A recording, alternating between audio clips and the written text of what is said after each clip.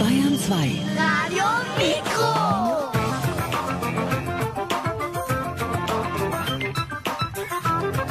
Radio Mikro. Jeden Freitag und Samstag wiederholen wir in den Sommerferien die schönsten Folgen der Hörspielserie Meister Eder und sein Pumuckl von Alice Kaut. Wisst ihr, dass der Pumuckl eigentlich Seefahrerblut in den Adern hat? Seine Urahnen waren nämlich Klabautermänner. Das sind Kobolde, die auf Schiffen leben. Wenn sich der kleine rothaarige Kobold an seine Vorfahren erinnert, dann bekommt er richtig Heimweh. Ihr hört Pumuckl und das Segelboot. Grüß Gott, Kinder. Jetzt ist der Pumuckl schon so lange beim Meister Eder in der Schreinerwerkstätte, dass man meinen möchte, er hätte sein Seefahrerblut längst vergessen. Und wenn er von seinen Urahnen, den Klabautermännern, redet, dann ist das für ihn nicht mehr, als wenn wir von unseren Vorfahren, den alten Germanen, sprechen. Der Meister Eder hat das auch gedacht und der Tatsache, dass der Pumuckl manchmal ein Segelschiff kritzelt, keine große Bedeutung beigemessen. Aber das war ein Irrtum. Der Pumuckl redete nur deswegen nicht viel darüber, weil er bis jetzt gedacht hatte, dass Segelschiffe nur auf Meeren fahren und da nur noch selten und dass die Meere unendlich weit weg wären. Diese Vorstellung aber änderte sich mit einem Schlag, als neulich ein Mann zum Meister Eder kam und ein Kästchen bestellte für sein Wochenendhaus, das an einem See liegt. Und dabei kamen sie auf das Segeln zu sprechen. Ach, wissen Sie, Herr Eder, das ist eine alte Jolle, die ich da hab. Ja, aber ich will auch keine Regatta damit gewinnen. Ich segel nur zu meinem Vergnügen. Ja. Segeln ist auch ein Vergnügen. Aber wie ich noch jünger war, da hab ich mit meinem Freund auch aufgesegelt. Aber da war's ja noch viel billiger damals, wenn man sich da ein Boot mit hat. Ach, das ist heute auch noch erschwinglich. So? Ja, man hat halt draußen auf dem See seine Ruhe, wissen Sie. Während namentlich am Sonntag jeder Strand so überfüllt ist, dass man kaum Platz zum Hinsitzen findet. Nein. Ja, und da mein Häusl nicht direkt am Strand liegt, segel ich eben raus, bevor ich mich unter so viele Leute lege. Mei, wie lang ist das schon her, dass ich an den See gefahren bin? Dabei haben wir's direkt vor den Nasen. Aber mei, gell? Wenn man kein Auto hat, nicht? Nein, es kann man gehen nicht. ja noch genug Vorzüge. Ne? Da sind Sie doch gleich draußen. Wenn Sie segeln können, sollten Sie zur Erholung schon einmal wieder versuchen. Nein, mein Lieber, ich nimmer. Mensch, schmeiß ich um. Nein, lieber nicht. Ja, Sie, also, das Kastel, gell, das können Sie nächste Woche nachher wiederholen. Okay, das ist großartig, Herr Eder. Ich danke Ihnen schön. Also dann bis nächste Woche. Auf Wiedersehen. Auf Wiedersehen.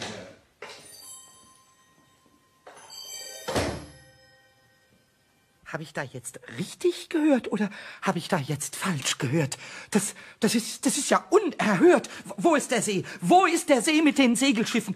Vor deiner Nase, hast du gesagt? Na ja, das musst nicht so wörtlich nehmen. Da muss man schon mit dem Zug hinfahren. Ja, aber man ist schnell draußen, hat der Mann gesagt. Komm, hör gleich mit dem Arbeiten auf. Ja, was fällt dir denn Doch, ein? damit wir ganz schnell draußen sind. Segelschiffe, Segelschiffe. Na, jetzt komm wieder zu dir, ja. Mir wird jetzt ganz anders. Mir wird ganz zweierlei. Ach, was sag ich da, zweierlei? Mir wird dreierlei. Mir wird 87 30erlei. Pumuckl, Doch. übertreib doch nicht so. Ich und übertreiben. Freilich. Ich untertreibe. Segelschiffe, ganz nah, Segelschiffe. Du weißt doch, dass ich ein Nachfahre der Klabautermänner bist, freilich, Ja, der weiß ich. Ja, Klabautermänner bin. ich weiß schon, aber schau her. Die waren ja auf große Segelschiffe, Ja. auf dem Meer und nicht auf so kleine Schiffe wie auf dem See. Ja, schon. Außerdem habe ich kein Geld für sowas. Und damit basta. Und damit nicht basta. Schon basta. Nicht basta! Pumuckl, jetzt sag ich dir eins. Ich will nichts mehr hören! Ich sag dir das, fang kein Theater an, ja? Ich will segeln! Ich kenn das Gespür schon. Wenn du was willst und recht umeinander tobst und nachher was ansteuerst, so lang, bis du am Ende da das erreichst, was du willst. Ja. Du, Pumuckl, ich sag das. Dein Eigensinn vertrage ich nicht. Verstanden? Ich hab dich schon verstanden, aber Nein. du verstehst mich nicht. Das Doch. ist doch gar kein Eigensinn. Doch, es ist ein das- Eigensinn, nein, jawohl. Nein, das Ja, ist da ein was ist? Drücken. Was, ein ein Drücken? Drücken in mir drin. Tut da innen drücken und ziehen und... Geh. Geh, was fällt dir denn Ja, ein? das tut es Das oft. bildst du bloß Das ein. tut es oft, aber dann sage ich nichts, wenn es drückt, weil ja das Meer so weit weg ist. Aber immer, wenn ich was von Segelschiffen höre, dann tut's so. das glaub ich nicht. Drücken Okay. doch. Und jetzt, wo ich erfahren habe, dass Segelschiffe ganz nah vor der Nase sind, da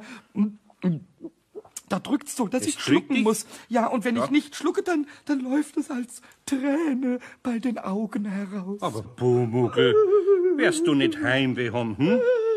Schau, das lohnt sich ja gar nicht. Die Schifferl sind ja nicht länger als wir meine Werkstatt da. Und ich bin zu alt zum Segeln. Alle Kapitäne sind alt und segeln trotzdem. Schon. Jetzt so, Pumuckl, so kenne ich die ja gar nicht. Ja, ich bin Ein Kobold traurig. ist doch nicht traurig, Doch, sondern ich schon. lustig. Jetzt setz dich da her und gehst da Nein, in die Schiffschaukel, nein. Ich mag nicht schaukeln. Also nachher lass das bleiben. Ich muss jetzt ja weiterarbeiten. Ich mag segeln.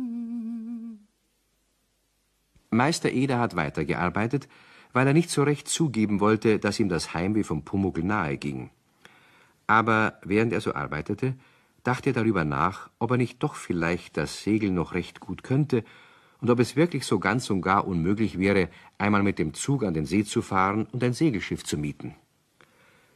Nach einiger Zeit sagte er zum Pumuckl: Pumuckl? Pumuckl? Ja, Wie ist es jetzt, wenn wir am Sonntag rausfahren und wenn wir wirklich ein Segelboot mieten könnten und wenn du mit mir segeln dürfest? War nachher am Ende vom Tag das Heimweh nur noch größer oder war es nachher für eine Zeit vorbei? wenn was alles wäre. Na ja, wenn ich mit dir am nächsten Sonntag zum Segeln fahre, ob Oh, dann... dann ist alles Heimweh vorbei. Ja? Dann kann ich wieder dichten und essen und schaukeln und dann kann ich vielleicht sogar pfeifen und dann könnte ich auch... ist das sicher? Ganz, ganz sicher. Schau mal her. Schaukeln kann ich jetzt schon wieder und dann kann ich noch das andere, dieses Tralala, singen meine ich, kann ich auch schon wieder. Und wenn du mir ein Stück Schokolade gibst, dann kann ich sogar drauf Schokolade pfeifen. magst du Nein, wieder? ich meine, dann kann ich die Schokolade essen und dann kann ich pfeifen. Soll ich mal Ja, pfeifen? pfeife mal, Ich probier's. pfeife mal. Ja, Na, pass mal auf. Also geht's. Noch mal, nicht ja. gleich lachen. Ja, probier's nochmal. Na, Pumuckl, schau her. Ach, so geht es. Jetzt kann ich's. Nein, pfeifen kann ich, glaube ich, doch nicht. Nein, aber du kannst das nur nicht. kann ich ja nicht mal, wenn ich sehr lustig bin. Aber dichten kann ich. Gib mal Acht, ich mache jetzt ein Gedicht. Na? Seht ihr den Kapitän dort stehen, daneben den Klabauter? Auf die Wellen schaut er. Ah, das ist schon ganz gut. Es tost der Sturm, es ist enorm. Oh. Es bläst der Wind, das Schiff geschwind über den See. Juche, jucho. Nein, umgekehrt. Jucho, juche. Das ist der Sturm.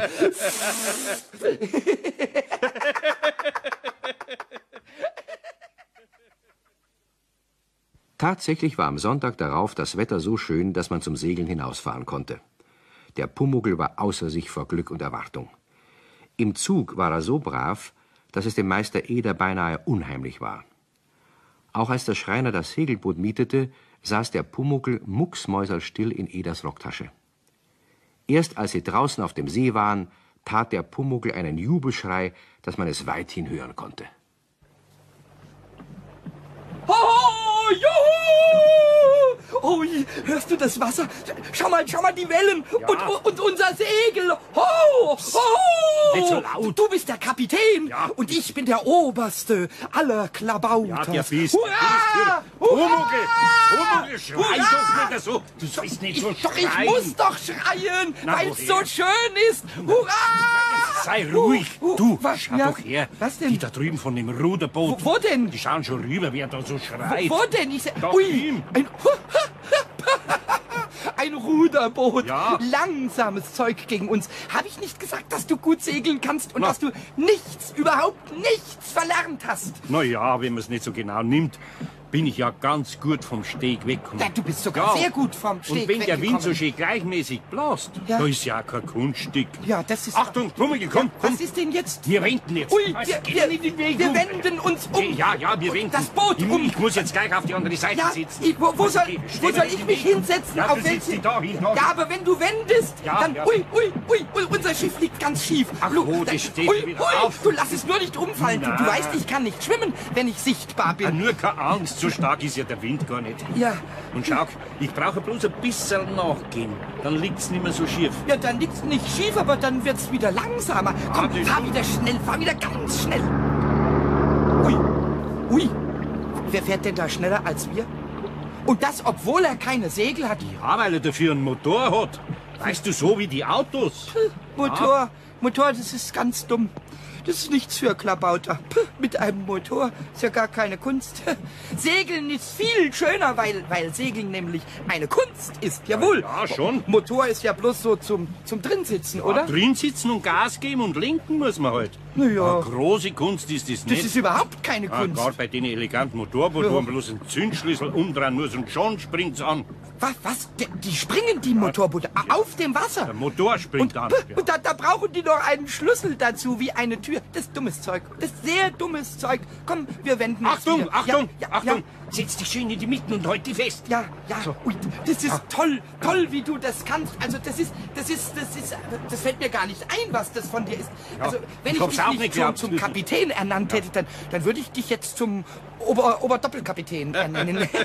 Na, wie wär's mit einem Admiral? Das ist auch wäre schön. gerade der richtige Titel für mich. Ja. Jeder Admiral zur See. Ja, und jetzt mache ich ein Admiralsliedgedicht. Ja, und das machst geht du. so, ja. Du bist ein Admiral, das weiß schon jeder Aal. Und von den Fischen jeder sagt, toll kann's Meister Eder. Ja, großartig. Ahoi, Seemann, ahoi. Ahoi, ahoi.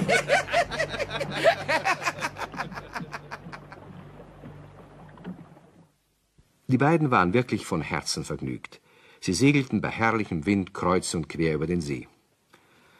Nach 2 Stunden bekam der Meister Eder Hunger. Und weil sie gerade nahe am Strand vorbeisegelten, von dem bunte Gartenschirme eines Kaffeehauses herüberwinkten, sagte Eder: Weißt du was, Pumuckl? Jetzt legen wir auf dem Steg gleich vor dem Café dort an. Ich hab eine Mordsdurst und einen Hunger hab ich auch. Ja, aber ich habe noch gar keinen Hunger und Durst. Ich will weiter segeln. Und nachher segeln wir ja auch wieder. Aber jetzt möchte ich eine Pause machen. Aber du kannst ja im Boot bleiben, solange ich Kaffee trinke. Ja, das Kann da tut- ja nichts passieren. Nö. Bist ja unsichtbar, Ja. solange ich nicht da bin. Und der Unsichtbare, der kann ja auch nicht ertrinken. Nein, also gut, ich setze mich unter das Flattersegel da setzt dich und rein. warte und bewache das Schiff. Das tust ist richtige Klabauterarbeit. Das haben alle meine Vorfahren auch getan. Na also, kaputt machen kannst du auch nichts. Na, fällt dir so nichts. Jetzt muss ich bloß es so anlegen, dass wir uns nicht blamieren. Gib Obacht. So, jetzt. Weißt du, ich mag's nicht, wenn die Leute da im Café auf dem Steg was zum Lachen haben. Hoho, hoho, hoho! Niemand soll über den großen Admiral lachen. Ha, das geht ja gegen unsere Seefahrtsehre. Ja, hast Ha, recht, ja. die werden legen, wenn wir nur so anstaunen. Nein, staunen, wenn wir nur so anstaunen. Nun, zum Staunen gab's für die Zuschauer nichts, aber auch nichts zum Lachen, jedenfalls vorerst nicht. Meister Eder legte richtig im Wind an, teute das Boot fest und ging ins Café. Der Pumuckl blieb auf dem Schiff. Der kleine Kerl kam sich allein auf dem Schiff wie der Herr über alle Meere vor. Er kletterte den Mast hoch und blies mit vollem Backen in das Segel, er ließ sich hin und her schaukeln, er beäugte prüfend das Steuer, kurzum, er war ein vorbildlicher Nachfahre der Klabautermänner. Bis er auf die Idee kam, auch die Fangleine zu prüfen, mit der das Segelschiff am Steg festgemacht war. Das scheint ganz gut zu halten. Schön herumgewickelt, gewackelt, diese, wie heißt die Schnur? Fangleine, ja, Fangleine heißt sie. Mit der Fangleine fängt man sich einen Steg. Hat er sehr gut gefangen, der Meister Eder. Wenn man mit der Leine eine schöne Schlinge macht, in die sich der Pumuckl setzen und schaukeln kann, das wäre auch gut. Ja, aber wie macht man eine Schlinge? Halt, ich hab's. Man zieht aus diesem schönen Knüpfeknopf ein Stück Fangleine so weit heraus, dass eine Schlinge daraus wird. So. Na, noch ein bisschen größer. Und jetzt noch ein bisschen größer. So, und jetzt kann sich der Pumuckl in die Schlinge schlingeln und dann kann der... Halt, nicht aufgehen, dummer Knopf, nicht! Sonst hält das Schiff ja nicht mehr. Und du dummes Schiff, zerr doch nicht so, ich kann dich doch nicht halten. Oh, es zerrt und zerrt, halt nicht! Hilfe! Hilfe! Das Schiff und der Wind aber waren stärker als der Pumuckl. Die Fangleine, deren Verknotung der Pumuckl aufgezogen hatte, löste sich unaufhaltsam und das Schiff trieb hinaus in den See. Der Pumuckl hielt so verzweifelt die Leine fest, dass er ins Wasser gezogen wurde. Gottlob war er unsichtbar, so dass er nicht ertrinken konnte. Mit einem Riesensatz hüpfte er wieder ins Boot, und da saß er nun und guckte hilflos zu, wie er hinaustrieb. Der Meister Eder saß bei Kuchen und Kaffee im hintersten Winkel des Gartens. Er hatte bei dem Regensonntagsbetrieb keinen anderen Platz mehr bekommen. Erst als er sich, um zu bezahlen, nach der Bedienung umsah, bemerkte er den Menschenauflauf auf dem Steg. Und dann sah er auch, dass sein Segelschiff draußen auf dem See trieb, schwankend und mit flatternden Segeln. Er rannte durch den Garten und hinaus auf den Steg. Da kommt einer grenzt, dem wird das Boot kehren. Diese Sonntagssegler, nicht einmal ein Boot können sie gescheit festmachen. Mein Gott, hoffentlich hört sich das mit dem Kind bald auf. Kehrt einer das Boot? Ja. War da ein Kind auf dem Boot? Nein, ein Kind nicht. Warum? Ja. Weil eine Kinderstimme um Hilfe Ja, gerufen eben. hat, wie sie das Boot gelöst hat. Um Hilfe hat er geschrien. Ja, und wie, natürlich. Und 2 Schwimmer suchen bereits den Grund ab. Ja, aber man kann nichts entdecken. Ja, das glaube ich schon. Was heißt da, das glaube ich schon. War jemand auf dem Boot oder nicht? Ja, schreien Sie mich nicht so an. Es war niemand auf dem Boot, der ertrinken kann. Das ist Jedenfalls nicht, solange Leute da sind. Aber Sie, hören Sie einmal. Ja, es hat doch jemand ganz deutlich um Hilfe gerufen. Ja, das kann schon sein. Aber trotzdem brauchen wir uns nicht aufregen. Ihre Nerven möchte ich haben. Wenn jemand um Hilfe schreit, dann braucht er Hilfe. In dem Fall weiß ich sicher, dass trotzdem nichts passiert sein kann. Der kann auf keinen Fall ertrinken. Okay, sicher. Aber das verstehen Sie nicht. Was? Ist denn da nirgends ein Ruderboot, damit ich mein Schiff reinholen kann? Was wollen Sie denn, Herr? Am Sonntag kriegen Sie doch kein Ruderboot hier. Wir sind doch alle auf dem See draußen. Oje, Also, oje. ich verstehe den Menschen nicht. Schreit da jemand um Hilfe, wie sie das Boot lässt, und das rührt den überhaupt nicht. Da kommen die 2 Männer, die ins Wasser gesprungen sind. Was ist so sein? Es muss sich um einen Irrtum handeln. Tut mir leid, dass Sie Umstände gehabt haben. Naja, ist ja besser, wenn nichts passiert ist. Aber Ihr Boot, das müssen Sie irgendwie von jemand reinholen lassen. Wenn das da draußen treibt und der Dampfer kommt daher. Freilich. Aber ich weiß nicht, wie ich es holen soll. Halt! Da kommt einer mit dem Motorboot. Hallo! Hallo! Sie! Ja, bitte? Meinen Sie mich? Ja, mein Segelboot schwimmt da draußen. Es hat sie losgerissen. Dürfte ich Sie bitten, dass Sie ausfahren und das... Ja, wieder mal einer, der sein Boot nicht richtig festbinden konnte. Das haben wir gern. Ja, jetzt ist es mal passiert. Aber man kann es ja nicht draußen schwimmen lassen. Besser Ihr Boot schwimmt draußen als Sie. Das Ding kann wenigstens schwimmen. Ja, ich kann's auch. Darum geht's aber nicht. Nein. Es geht darum, ob jemand einen richtigen Knoten machen kann. Und da hat's bei Ihnen anscheinend ausgelassen. Ja, der bringt ja einen Knopf nur überall dort rein, wo man nicht braucht. Möchte wetten, dass das Boot da draußen ohne den Herrn besser segelt als mit ihm. Aber bitteschön, ich tue Ihnen den Gefallen und hole das Ding da rein.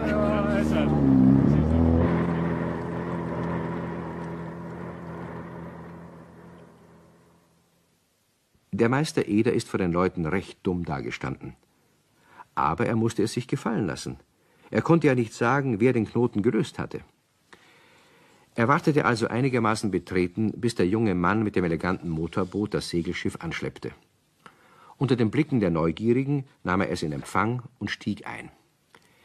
Den Pumuckl konnte er natürlich nicht sehen, denn der ist ja nur sichtbar, wenn Eder mit ihm allein ist. Aber der Schreiner nahm sicher an, dass der kleine Kerl im Boot hockte. Na, er würde ihm die Meinung sagen, wenn sie draußen auf dem See allein waren. Vorerst aber musste er noch einige spöttische Bemerkungen über sich ergehen lassen. Hier, da haben Sie Ihre aufgetakelte Nussschale. Sagen Sie dem Verleih einen schönen Gruß, er soll das nächste Mal eine Fernsteuerung einbauen. Dann ist es nicht so schlimm, wenn sich sein Holzfisch selbstständig macht. Ja, also ich danke Ihnen heute recht schön fürs Holen. Bitteschön. Und wenn Sie mal wieder anlegen, nehmen Sie alles Kleber mit. soll in verzweifelten Fällen auch Segelboote am Steg festhalten. Nehmen Sie aber jetzt nicht den Steg mit wie Zopfern, auch wenn's für Sie ein schönes Andenken wäre. Meister Eder zog es vor, auf diese Spötteleien nichts zu antworten. Er segelte ab. Seine Gesichtsfarbe aber war dunkelrot. Als sie weit genug weg waren, so dass sie keiner mehr sehen konnte, bemerkte Meister Eder, dass auch Pumuckls Gesicht rot war. Aber an diesen gesunden Färbungen war nicht die Sonne schuld, sondern der Zorn. Kann man die wirklich nicht einen Augenblick allein lassen, ohne dass was anstößt? Den Knoten hast doch du aufgemacht. Ja, ich wollte doch bloß ein... Bloß? Ach, so blöd bin ich schon da gestanden, wie ein Depp. Alle Leute haben über mich gelacht. Ja, aber ich wollte doch Genau das ist passiert, was ich vermeiden wollte. Blamiert war ich. Aber ich hab das doch... Und der junge Kerl mit seinem Motorboot hat mich behandelt, als wäre ich der dahergelaufene Handwerksbursch. Aber ich wollte doch das Schiff nicht wegfahren. Hast gehört, was er alles gesagt hat? Hat leicht Witz machen können mit seinem geschleckten Boot, wo er bloß einen Zündschlüssel umdrehen muss, damit's fährt. Und einen Kobold hat er ja auch nicht. Kein Wunder, dass bei dem allebei alles klappt. Klappt aber nicht alles bei ihm. Ja, freilich. Schau doch rüber. Der kann nämlich nicht fahren. Ach, der wird schon nicht fahren wollen. Aber die Leute stehen herum wie vorher bei dir. Na ja, die werden sich halt das fesche Boot anschauen. Ja, und werden auch lachen. Wieso werden die lachen? Schau mal, was ich da hab. Das ist ja... Ist das nicht? Das ist der liebe kleine Zündschlüssel, jawohl. Pumuckl, hast du? Jawohl, hab ich. Meinst du, ich war nicht zornig? Und wie zornig ich war? Aufgetakelte Nussschale, hat er gesagt, zu unserem schönen Segelschiff. Und Holzfisch, hat er gesagt. Nichts gegen Holz und nichts gegen Fisch, aber Holzfisch. Und wie er das gesagt hat und wie er gelacht hat, Ja, da habe ich mir gedacht... Schluss, habe ich mir gedacht. Ausgelacht, habe ich mir gedacht. Und dann bin ich rübergehüpft und hab den schönen kleinen Schlüssel geholt.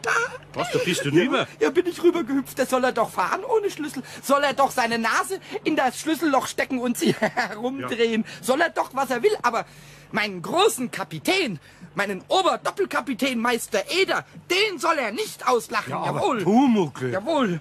Soll er sich doch einen Ruderkahn kaufen oder soll er sich doch mit einem Alleskleber ein Segel auf sein Boot kleben und selber blasen? Na, Pumuckl, das geht doch nicht. Das wird auch nicht gehen und das ist eben wunderschön. Aber er hat uns doch geholfen. Wie? Und vielleicht ist er weiß Gott wo daheim und kommt jetzt nicht zurück. Das ist mir ganz und gar egal. Ich bin so voll Zorn, wie der See voll Wasser ist. Jawohl. Gib acht, Pumuckl.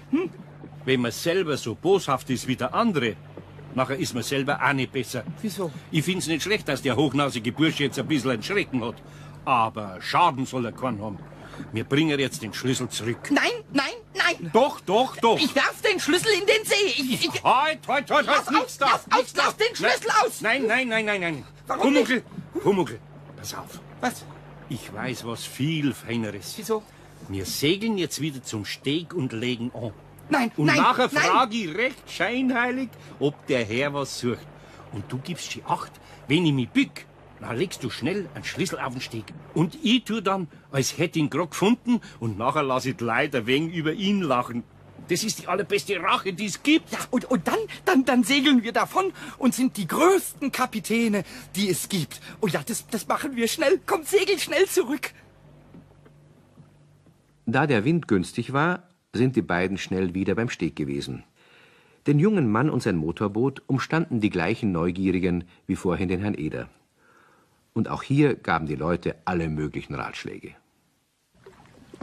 Da wird ja noch nichts anderes übrig bleiben, als nach dem Schlüssel zu tauchen. Na, viel Vergnügen. Aber wie soll denn der Zündschlüssel von alleine über Bord fallen? Ja, eben. Ja, mei. Der Herr hat den Schlüssel abgezogen, ist auf den Steg rausgesprungen, ja, und dabei hat er ihn halt verloren. Ach, wo? Ja, das kann ja nur so gewesen sein. Haben Sie den keinen zweiten Schlüssel? Ja. Das ist es ja doch. Den habe ich letzte Woche meinem Freund gegeben, damit er das Boot benutzen kann. Und der hat den heute noch in der Tasche. Glaube. Weiß Gott, wo der heute hingefahren ist. Ach, ich muss mich abschleppen lassen, wenn ich das Boot nach Hause bringen will. Das ist ja Da ganz kommt der Herr mit dem Segelboot ja, wieder. tatsächlich. Na Ja. und? Der nützt mich doch nichts. Ja, vielleicht haben Sie den Schlüssel auf dem Segelboot verloren. Ja. Oh, das Segelboot habe ich ja überhaupt nicht betreten. Fehlt was? Ja, der Herr hat einen Zündschlüssel verloren. Er muss abgeschleppt werden. Soll ich Sie mit meinem Segelboot abschleppen? Das dürfte ja wohl kaum möglich sein. Aber ich helfe Ihnen gern suchen. Sie haben mir ja vorhin auch geholfen, nicht wahr? Also, da werden Sie kaum Glück haben. Ich habe ja schon alles abgesucht und ich habe gute Augen. Ja, mei. Die besten Augen nützen nichts, wenn man nicht dort hinschaut, wo es was zu sehen gibt. Moment mal. Ich leg zuerst an und bind mein Schiff fest. Also sparen Sie sich die Mühe, sonst muss Ihr Boot wieder reingeholt werden. Nein, diesmal nicht. So, da. Ist der Knoten richtig? Oder wissen Sie am besseren? Ich bin gar nicht zum Scherzen aufgelegt. Aber vorhin haben Sie doch recht viel gescherzt. Allerdings auf meine Kosten. Ja. Aber das macht nichts. Jetzt lassen Sie mir mal suchen. Ja. Ja, da schau her. Was steckt denn da zwischen dem Stegbredel und dem Pfosten? Ja, Der Schlüssel! Da schau her. Was, ja, gibt's das auch? Ja, tatsächlich. Tatsächlich jetzt also. Ja, aber wir haben doch alle hier gesucht und ich habe. Ja, vielleicht müssen Sie sich doch ein Bruin kaufen. Ich finde das fabelhaft. Sie kommen hier an und finden den Schlüssel. Ja, Also, das ist ja gut. das ist mir völlig schleierhaft, wie der Schlüssel da hinkommt. Wissen Sie, ich gebe ja zu, dass es blöd ist, wenn einem Segelschiff davor fährt. Ja. Aber viel gescheiter steht man auch nicht da, wenn man einen Zinsschlüssel von einem Motorboot verliert. Dann ist nämlich auch ein Motorboot ein rechter Holzfisch. Also, bitte, ich wollte Sie nicht kränken. Ja, ich will Sie auch nicht kränken. Aber den schönen Rat darf ich Ihnen jetzt zurückgeben. Kaufen Sie einen da einen Alleskleber und pappen Sie einen Zinsschlüssel fest. Und noch ein Rat, den ich ernst meine. Runterschauen auf jemand ist leicht, solange man selber nicht in der Patschen sitzt. Aber man sollte sich das allebei ein bisschen überlegen. Das Radl kann sich auch leicht drehen. Ja, und da hat er nicht einmal Unrecht. Der junge Herr, der war vorhin schon recht. Das stimmt. Entschuldigen Sie und, also, bitte, es war nicht so gemeint. Ah, es ist schon gut.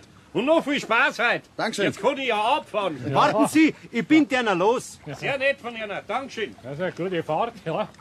Der alte Herr segelt gar nicht schlecht. Jawohl. Er hat auch vorhin einwandfrei angelegt. Also, dass ihm das Boot ausgekommen ist, das war sicher ein Zufall. Wer weiß, wer an dem Knoten rumgespielt hat? Ja, also, jetzt geht das Motorboot auch schon wieder. Also, was doch so ein Zinsschlüssel alles ausmacht. Ja, da standen die Leute und guckten den beiden Booten nach. Und ein bisschen war es für alle eine Lehre, die da über den Meister Eder gelacht hatten. Vielleicht haben sie die Lehre vergessen, vielleicht auch nicht. Der Pumuckl und der Meister Eder jedenfalls waren mit dem Erfolg sehr zufrieden. Hast du gehört, was die eine Frau gesagt hat? Ja, dass ich ein alter Herr bin. Nein, dass der alte Herr nicht schlecht segelt und einwandfrei anlegt. Ja, ich habe mich selber gewundert, dass so gut gegangen ist. Ja, das kommt, weil du einen Klabauter dabei hast, der allen Seemännern Glück bringt. Ja, so kann man es auch sehen. Oh, der Pumuckl, der ist so vergnügt. Wasser plätschern, Segel flattern, Wind blasen und wie schnell unser Boot geht. Schneller als alle anderen geht es. Da muss ich ja direkt, was muss ich denn da gleich? Ach so, ja, da muss ich vor Vergnügen singen, muss Ja, ich na, da. sing halt. Fange ich jetzt mal an. Na. Singst du auch ein bisschen mit? Ja, ich Gut, sing damit. Also singen wir zusammen. Wir fahren durch Wellen und Meer. Ho, ho, ho, das freut ja den Pumuckl sehr. Ho, ho, ho, das Herze, das springt und der Pumuckl singt das alte Lied der Klabauter. Ho, ho, Seemann, ho, ho, ho, Seemann, ho, wir beide, wir sind ja so froh.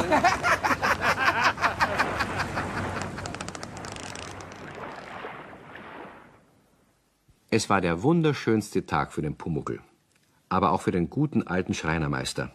Abgesehen davon, dass es ihm selber großes Vergnügen gemacht hat, wieder einmal wie in jungen Jahren gesegelt zu haben, machte es ihn auch glücklich, dass sein kleiner Kobold kein Heimweh mehr hatte.